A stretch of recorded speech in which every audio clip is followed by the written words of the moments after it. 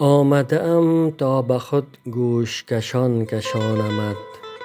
آمده ام که تا به خود گوش کشان کشانمت. بی دل و بی خودت کنم در دل و جان نشانمت. آمده ام بهار خوش پیش تو ای درخت گل، تا که کنار گیرمت خوش خوش و می فشانمت.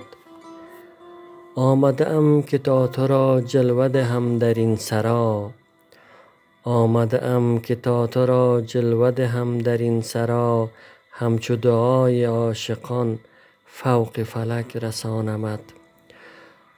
آمده ام که بوسه ای از صنمی ربوده ای. آمده ام که بوسه ای از صنمی ربوده ای. باز بده به خوشدلی خواجه که واستانمت. گل چه بود که گل تویی ناطق امر قل تویی. گل چه بود که گل تویی ناطق امر قل تویی. گر دگری نداندت چون تو منی بدانمت. جان و روان من تویی فاتحه خوان من تویی. جان و روان من تویی فاتحه خوان من تویی. فاتحه شو تو یک سری تا که به دل بخوانمت. صید منی شکار من گرچه ز دام جسته ای. صید منی شکار من گرچه ز دام جسته ای.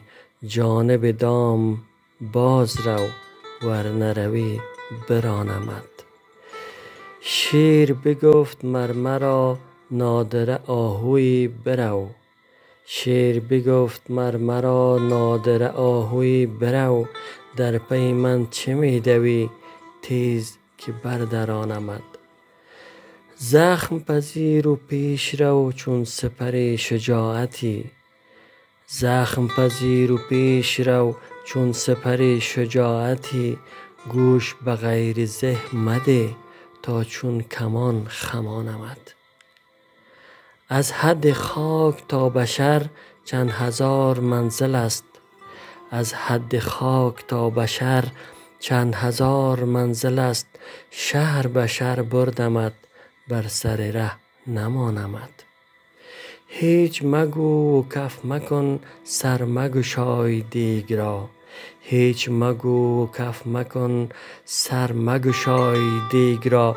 نیک بجوش و صبر کن زان که همی پزانمت.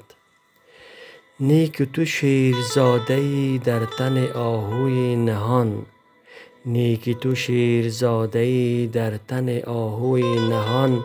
من ز حجاب آهوی یک رهه بگذرانمت. گوی منی و می دوی در چوگان حکم من. گوی منی و می دوی در چوگان حکم من. در پی تو همی دوم گرچه می دوانمت.